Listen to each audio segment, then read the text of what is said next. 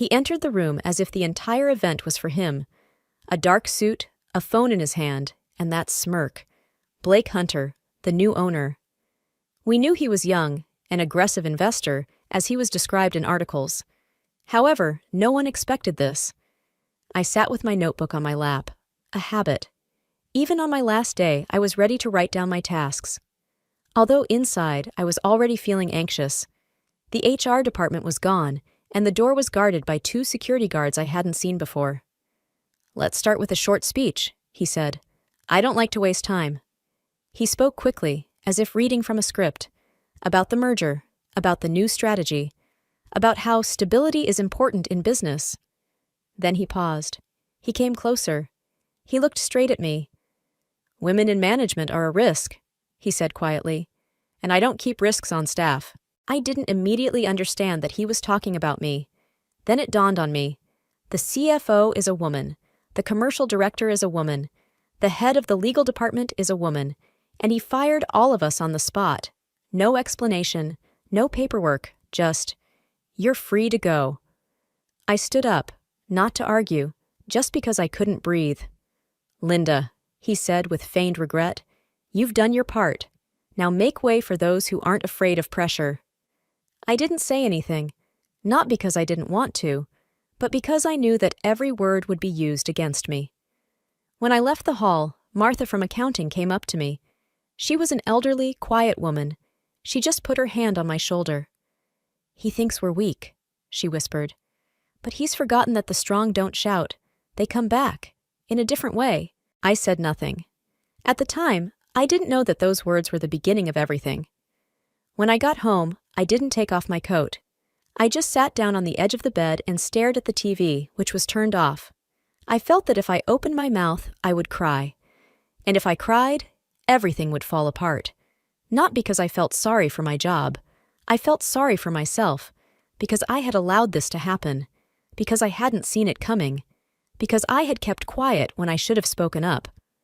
My phone was buzzing with messages from former colleagues, acquaintances, and people who had suddenly remembered I existed.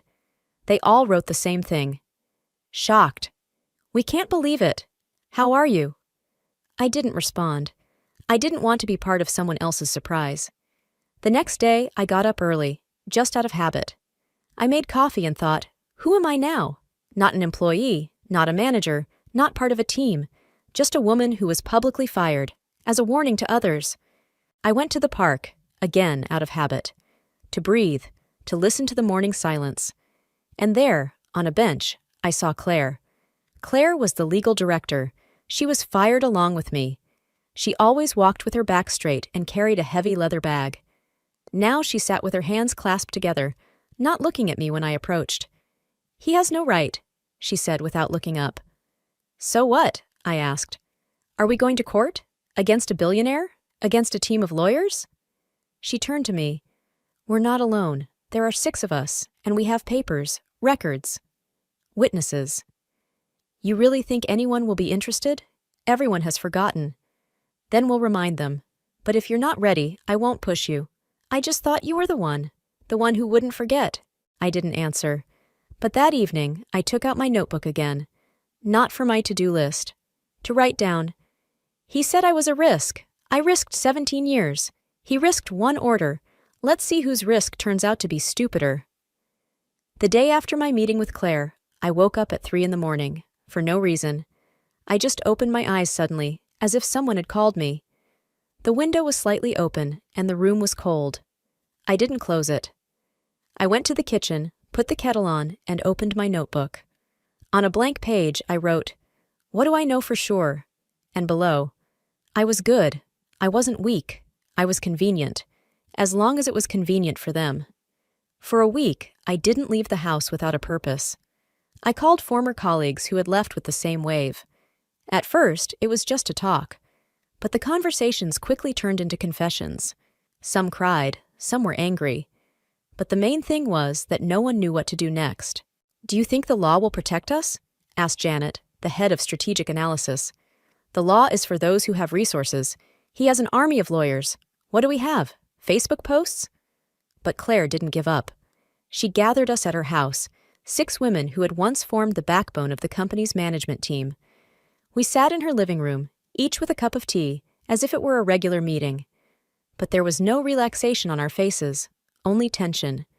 We have correspondence, meeting minutes, voice recordings that were made for internal archiving. There's even a witness who's willing to testify. He worked in HR and left a month before the purge. He said he saw lists with women's names marked in red. Only women. Everyone kept quiet. Then Melanie, the CFO, asked, "Do you really think we can win this?" "I think," Claire replied, "that if we stay silent, we're agreeing. I don't want this to happen to someone else next time. We had a chance to stop it, and we didn't." I felt something inside me break. I was still afraid. Afraid of losing, of looking ridiculous, broken. I was afraid of being alone again. But even more, I was afraid of waking up a year later and knowing that I had just walked away, closing the door behind me. Without a sound, just like they wanted. "We won't shout," I said, "but we'll definitely fight, legally, strategically, by their rules. Only this time, with our goals in mind." The next day, we created a group chat. We called it the Risk Team. It was ironic, a reminder, and a small first step toward not being alone. Claire took on the task of developing a strategy for filing a lawsuit. First, we needed to gather everything we had: documents, evidence, internal correspondence that someone had saved out of a sense of order and others out of intuition. We agreed to work slowly, but systematically. Each of us took on a specific area. That evening, Steve called me. He was the former deputy logistics manager. He was still working at the company. "Linda told me you're up to something. I don't want to get involved, but be careful." Hunter wasn't someone who liked his plans being ruined. He knew how to play dirty. "Thanks, Steve. But if you don't want to get involved, it's better not to call. That's not a threat, just a warning." He fell silent. "You know, I always thought you were the right person. Smart. But now you seem dangerous." I didn't answer. And for the first time, I liked that word. I wasn't on autopilot. I was acting consciously. From the moment we agreed to go all the way, it was as if an internal mechanism that I hadn't heard in a long time had been turned on again. Every day, I set myself tasks: gather, check, secure.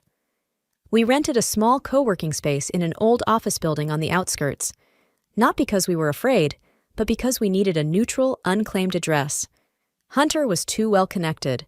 All the places in the center belonged to one of his contacts.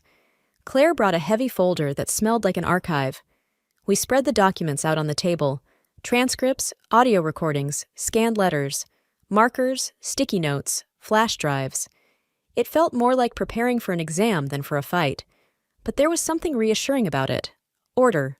Clear boundaries. One of the audio recordings caught us off guard. It was a recording of a closed meeting where Hunter was discussing personnel strategy. "Women are emotional," he said. "They burn out, they get pregnant, they have families, vacations, complaints.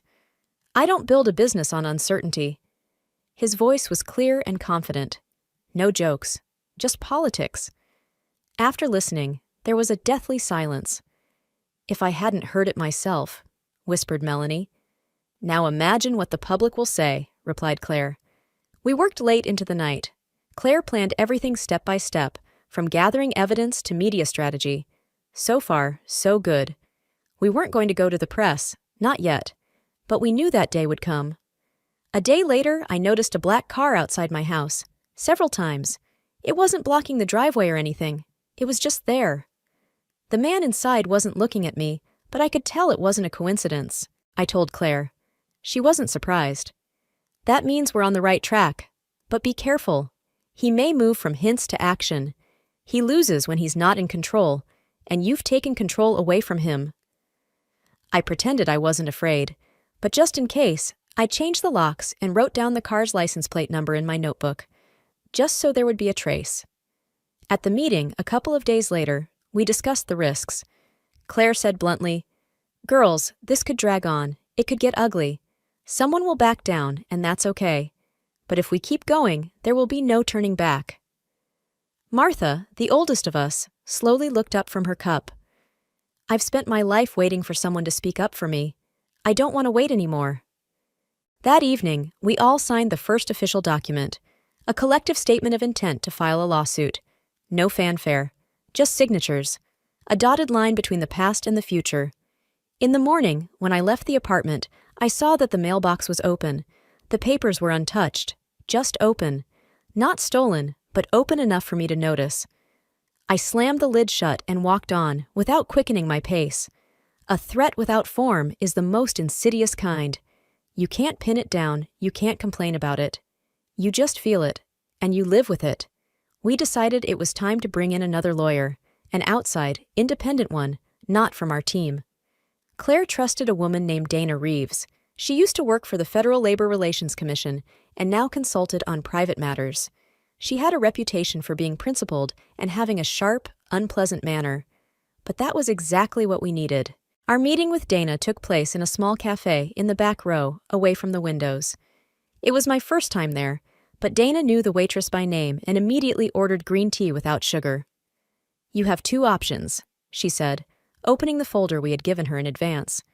"The first is to settle quietly. The second is to do it loudly. The first is faster, the second is messier." "And the third?" I asked. "There's always a third," she replied. "Give up." She leafed through the papers. Her face was expressionless. Only her long, unpolished fingernails moved faster and faster. "These records," she pointed to a page. "Are they real?" "Yes." "And you have backup copies?" "3, in different places." "Smart. I hope you have life insurance. This is no joke, Miss Bloom. You don't just have a lawsuit. You have material that can destroy the reputation of a man who thinks he's untouchable. He won't give it up easily." We agreed that Dana would advise us officially and ensure the protection of the material. She knew how to proceed, how to file complaints with federal agencies, how to file a lawsuit in the proper form, how to synchronize the legal and public responses. 2 days later, I noticed that my bank account had been frozen for verification. 4 days later, my husband's coworkers started asking him why his wife was getting involved in politics. He didn't say anything to me until I figured it out and asked him. "They'll get to the children," he said. "Are you ready for that?" I looked at him and suddenly realized, I'm not just ready. I'm waiting. Waiting for them to make another mistake. Because now I'm not afraid anymore. I believe. We continued to gather documents. Martha found an old presentation that outlined plans for staff optimization, and in black and white it said, "Outsource women's positions." Melanie collected reports on layoffs over the past 12 months. 89% of those who left were women.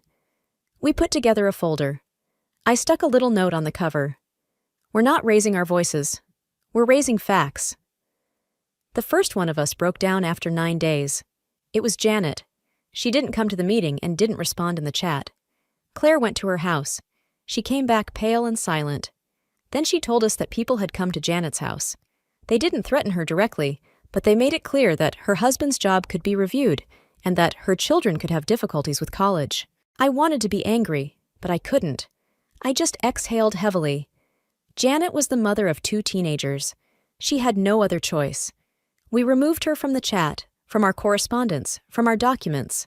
No hard feelings, only respect. She did what she could. "We have to be ready," Claire said. "Someone else might leave." "But I'm not leaving," I replied, "even if I'm the only one left." I didn't say it for effect. I just knew that I couldn't go on if I backed down. A day later, someone smashed a window at our co-working space. The security camera had been disabled. The police arrived 3 hours later. They said, "Probably just hooligans." But the hooligans didn't steal anything. They just left a note on the table that said, "Women don't fight wars, they lose them." Martha was shaking when she read it. Then she pressed her lips together and said, "I guess we've started a real war after all." Dana insisted that we move temporarily. She had access to a private office in the center, safer on a secure floor. We moved there that same evening. Claire laid out the next phase of the strategy, filing a preliminary complaint with the State Labor Board and publishing the material on a business blog read by investors and journalists. The article was written in a neutral tone, without names, but with facts. Layoffs, gender imbalance, corporate policy. We agreed. It was supposed to be a trial balloon. to show that we were ready to talk. 2 days later, the article was published. It didn't cause an uproar, but there were hints in the comments. I wonder who they mean. If it's what I think it is, I'm not surprised. There was a time when I also left because of such management. We didn't respond. We waited. Hunter didn't respond either. Neither his press office nor his lawyers made any statements, and that was worrying. He's not the type to remain silent for no reason. Then, in the evening, my daughter called me. "Mom, a man came to my school. He said you were a hero." He smiled strangely. The teacher sent him away. "Did he touch you?" "No, he just talked, but I was scared." I didn't tell her that it was a warning. I didn't tell her that his smile was a dirty trick. I just hugged her when she came home and said, "It's not your fault. This is my war, and I'll finish it." When I walked into the office that morning, Claire was already sitting at her desk, staring at her laptop screen. "We have a problem," she said instead of saying hello. "Hunter gave his first interview." We leaned silently over the screen. It was a short YouTube clip posted on one of the business channels. His face was confident, well-groomed, a little tired. A PR specialist sat next to him. "We have always supported diversity," he said, "but we also have a responsibility to optimize our processes." Some of the layoffs were difficult, but necessary. And yes, change is always painful, especially for those who can't adapt. Claire paused the video. "He didn't name us directly, but he made it clear. We are weak. We are resentful." I wasn't angry. I felt everything inside me harden. It was like someone had turned on a cold light in an operating room. "Okay," he started. "Now we start." The next day, we filed a preliminary complaint with the State Labor Commission. The document was signed by 3 of us, me, Claire, and Martha. Melanie would join us later. We did everything according to the instructions, without rushing, but with the utmost precision. 2 days later, we were mentioned in the regional newspaper, a small article, but with a direct headline. "Former top managers accuse major investor of gender cleansing." Although no names were mentioned in the article, the calls started immediately. One of the first to call was a man I hadn't heard from in 10 years. Douglas Brim, the former head of the IT department, had long since moved to Chicago. "Linda, is that you? Are you really involved in this?" "Yes." "I didn't think you were capable of this." "Me neither, until I had to be." He fell silent. Then he said quietly, "By the way, I was at that meeting, when Hunter talked about risky women. I have a copy of the minutes. I took a screenshot because I couldn't believe my eyes. I can send it to you if you want." "I would appreciate that. Thank you." When I hung up, I suddenly realized we were no longer a small team. We had become a network. And the louder he spoke, the more people would remember what they had seen, what they had kept quiet about, what they no longer wanted to keep quiet about. The morning after Douglas's call, I walked into the office feeling like the whole city was watching us. We had become the topic of conversation, not rumors, but real discussions. Claire put a printout on the table, a list of people who had started sharing stories on social media about toxic culture in large companies. Some of them worked at our former company. Some worked at Hunter's subsidiaries. "This is the beginning," she said. "It's a chain reaction. People want to talk, but we have to be the first to not just talk, to act." That day, we planned our next move. Dana insisted that we formally notify the board of directors of the company Hunter had invested in about the complaint and provide copies of the documents, so they couldn't say later that they didn't know anything. It was a legal move, but also a moral challenge. If you remain silent, you are complicit. The letter was dry, professional, and carefully worded. No emotion, just facts. A day later, a response arrived. Short, neutral, written in legal language. "The board thanks you for the information provided. In the event of an official investigation, we will cooperate fully." No apology, no position, only fear, between the lines. And then, on that same day, the real blow came. Claire received a call from an unknown number. A male voice, polite, calm. "This is not your war, Miss Harris. You are young, smart. Why ruin your life?" She did not answer. She just hung up. And in the evening, I received a letter. Not an email, but a regular one. Inside was a newspaper clipping. It was about a woman who had gone to court and lost, and written in pen was, "The result is the same." I didn't tremble. I wasn't even surprised. I just took the clipping, tucked it into my file, and wrote on top, "Fear is not proof. It's their argument when they have no others." The next morning, a woman came to our office. We weren't expecting her. She knocked, introduced herself as Lena Montgomery, a former financial consultant on one of Hunter's projects. "I've been reading about you," she said. "I was fired too. No reason given, no explanation. But I'll never forget how he said to me, 'You're too confident for a woman. You scare our partners.'" She took a folder out of her bag. "I have documents too. If you'll take me on, I'm with you." We didn't know when he would really strike. We only knew that he would. But we didn't expect him to do it through the press. A week after Lena's visit, an investigation was published in a major business publication. The headline screamed, "Anonymous accusations threaten the investment climate. Who stands to gain?" Inside, there were references to sources close to management, hints at personal motives of those who were fired, and arguments about how women are ruining deals out of spite. Not a single direct refutation, not a single name mentioned, just poison between the lines. "He's playing dirty," Dana said. "This isn't defense, it's an attack, a public attempt to make you look hysterical and jealous. We need to be ready." Claire stared at the screen, unblinking. I knew that face. She was holding on, but she was at her limit. They were thinking strategically, but it was really hurting. "I can't read this," Martha whispered. "I just can't." "Then don't," I replied. "Right now, what they say isn't important. What matters is what we do." That evening, we agreed to file a full lawsuit. Not a complaint, not a public letter, an official lawsuit in state court, a complete set of evidence, with signatures, with receipts, everything. The next day, we filed the papers through a trusted representative. On the way back, Claire said, "From this moment on, everything will be different. We're not just complainers anymore. We're plaintiffs. He can't ignore us. He can only attack us." We were ready for this.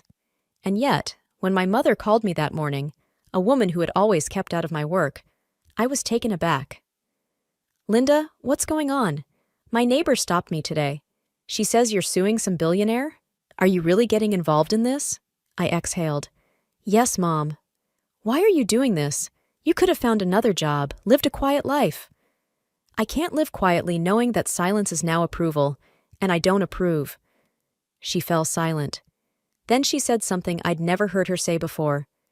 "Then hang in there. Don't be afraid to be strong, even if you end up alone." And I suddenly realized, I'm not alone.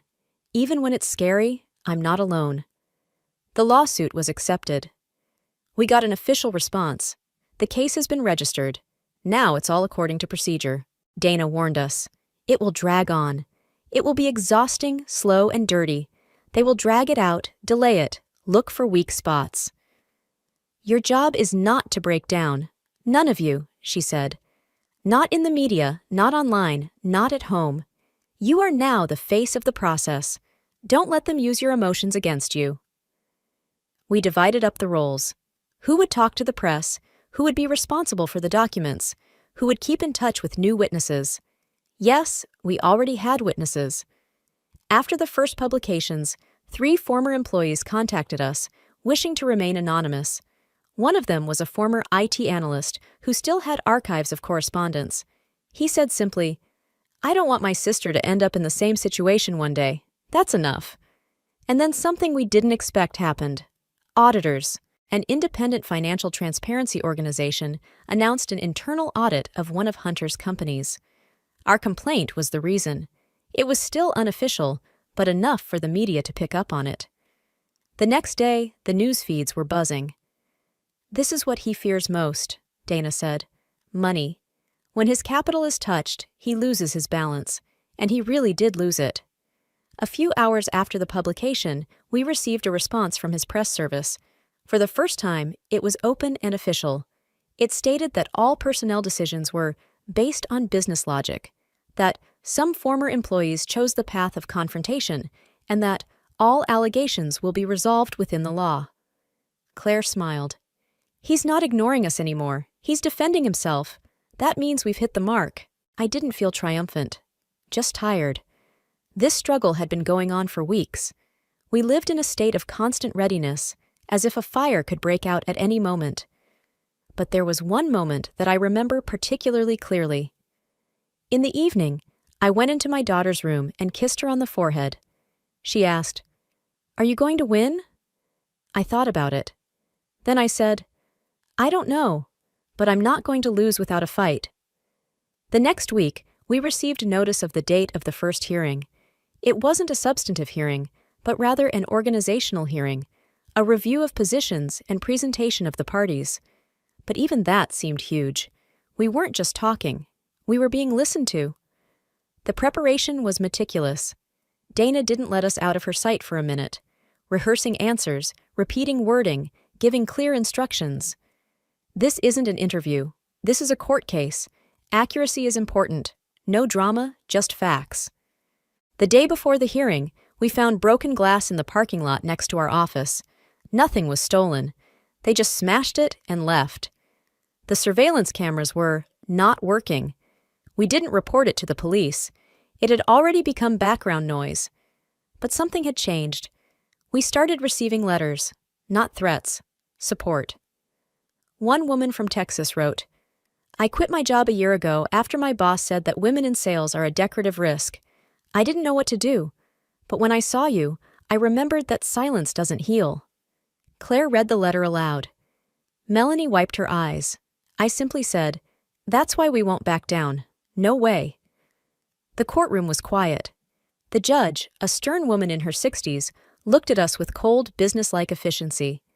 Hunter's representative, a smooth, confident man with perfect hair, spoke with forced politeness. "Our client does not admit any wrongdoing," he said. "All personnel decisions were made for economic reasons." Dana stood up and handed the judge the first folder of evidence. "We believe that the system was deliberately designed to exclude women from management positions. We are prepared to prove it." The judge nodded. "Both statements are accepted." The court will consider the arguments at the next stage. When we left the courtroom, no one spoke. Then Martha said, "We did it. We said it out loud, in front of everyone." It was only the beginning. But for the first time ever, I felt not just determination, but dignity. We didn't ask. We asserted. We didn't complain. We declared. And now it's impossible to stop. A week after the hearing, a man we never expected to see approached us. John Rollings, the company's former internal auditor. We knew him from corporate events, quiet, unassuming, always with a tablet. He never interfered, never commented. But now he had made an appointment himself. He came with a yellow folder in his hands. "I'm not one to rush into battle," he began, "but I've been watching this for too long. I've seen lists being drawn up, emails being deleted, reports being revised. And now, he took out printouts, summaries of internal correspondence, diagrams of dismissals, notes on emotional risk indicators, a special column that for some reason only appeared for women. This isn't just your case. It's a system, a strategy." He spoke calmly, without drama, but every word hit home. We thanked him, and he left as quietly as he had come. Claire whispered, "We just got the key." The next day, a previously neutral news portal published an investigation. The Hunter Model: How Firing Women Became the Norm. The article included links to the court case, our anonymous interviews, and leaked data. We didn't know who had passed the information to the journalists, but the result was immediate. Hunter's shares fell 3.2%. One of the investors publicly froze his participation in the project, and the board of directors, for the first time in all this time, issued its own statement. The board is concerned about the situation. An internal review of human resources practices has been conducted in the best interests of the company. We do not comment on legal proceedings, but we emphasize our commitment to the principles of equality. "They're panicking," Dana said. "No one conducts an internal review if everything is fine." That evening, Lena called me. "Did you feel it?" she asked. "Feel what?" a turning point. For the first time ever, I'm not just hoping. I know we can win. I didn't answer right away. But when I hung up, I smiled for the first time in all this time. 2 days after the press release, Hunter's lawyer made the move we had expected, but it still stung. He filed a counterclaim. It said that our campaign was a coordinated attempt to discredit his client's business reputation, that we were interfering in corporate processes, and, of course, spreading false information. It's a tactic, Dana said calmly. They can't stop us legally, so they're trying to scare us financially, force us to back down through costs. But we were no longer the ones trembling in the dark. We understood that if we gave in, they would win, and if we held out, their structure would begin to crumble under its own weight. The next court hearing was crowded. The press, supporters, several bloggers recording stories at the entrance. In the courtroom was Hunter, in person for the first time.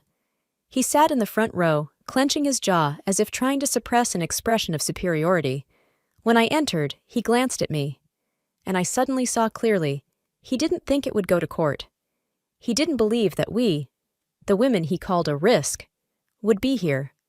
Calm, confident, with folders in our hands. Claire presented a new batch of evidence in court. John spoke. His voice was quiet, clear. He didn't accuse. He simply showed. I couldn't pretend not to see anymore, he said. I saw too often how certain names were crossed out in reports before their effectiveness was even analyzed. On my way out, a reporter asked me, Linda, how do you feel seeing Blake Hunter in the courtroom? I looked her in the eyes. Equality. He's no longer above me. He stands before the law, just like me. That's all I wanted. Those words made headlines. And the next morning, our story appeared on the front page of a national newspaper. After the press release, we didn't expect silence. We knew there would be a response. But the way it came surprised even us. The day after the hearing, Hunter temporarily stepped down as CEO. The official version was, pending an internal audit and legal proceedings. The board of directors issued a statement. The company values its reputation and respects the principle of equality. Until all proceedings are concluded, the CEO's duties will be temporarily transferred to the executive vice president. When Claire read this, she put down the phone and just exhaled. We did it, but we didn't celebrate, because we knew that the main thing was not to remove Hunter. The main thing was to change the system. Firing him did not mean admitting guilt. It was important for the court to put an end to it. In the meantime, the pressure continued. Someone leaked our home address online. I moved my daughter to my sister's. Martha left town temporarily. Melanie deactivated her social media accounts. We became quieter, but not weaker. While we were gathering documents for the next stage of the hearings, we received unexpected news. The district attorney had launched a preliminary investigation into corporate discrimination. This was no longer just a civil case. It was a possible criminal investigation. Dana looked up from her papers. Now it's serious. If the prosecutor's office takes this on, it will set a precedent for the whole country. That evening, the whole team met again. No press, no lawyers, just us. The same risk team we once called ourselves. We drank tea, discussed the news, and were silent. And then Martha said, I always thought that at the end of my life, I would just want silence. But now I realize that there is a silence that is humiliating. And there is a voice that even in a whisper sounds like the truth. Thank you for helping me remember what my voice sounds like. We hugged. No tears. No drama. Like a team. The day before the big meeting, I woke up at 5:12 a.m. The house was quiet, except for the old coffee machine creaking as it turned on. I put on a sweater, opened the window, and sat down to write. Not in a report, not in a document, just in a notebook. I was an operations director, then I was a shadow, then I was a threat, now I am a witness, not because I was chosen, but because I didn't leave. The trial was scheduled for Wednesday. That was the day the court was to officially hear the parties' testimony and accept the case for trial. We knew we couldn't afford to make any mistakes. A crowd had gathered outside the courthouse. There were posters, cameras, journalists. Someone was holding a sign that read, "Your voice is not a risk." I glanced at Claire. She nodded. We went in. The atmosphere in the courtroom was tense. Hunter's lawyer tried to begin with a statement. This case is based on emotions and unproven interpretations.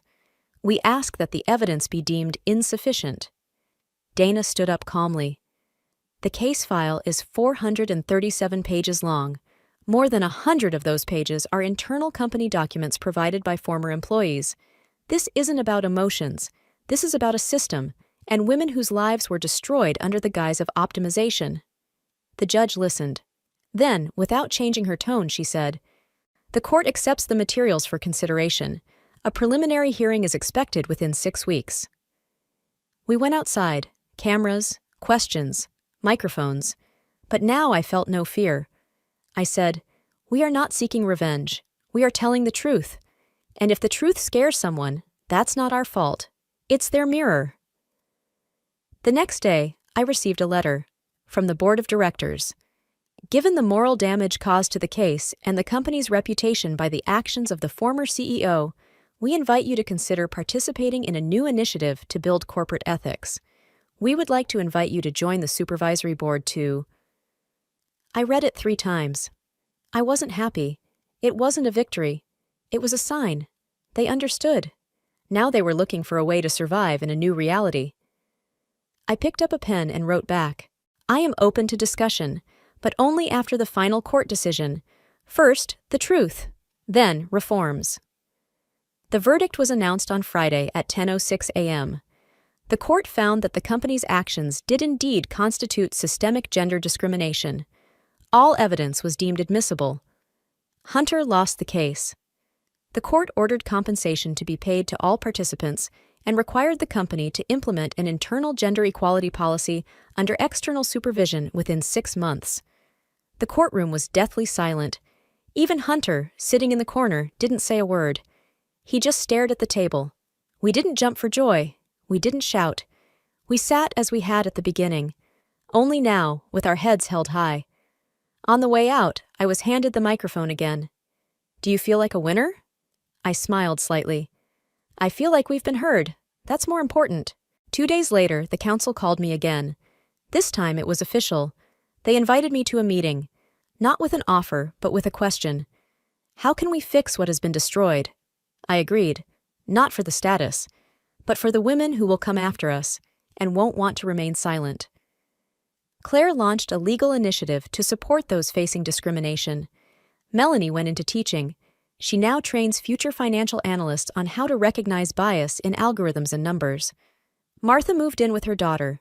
She said she finally feels at peace. And me. I accepted the board's offer. But on one condition, I would have a team. Women who have experienced discrimination. We won't just watch.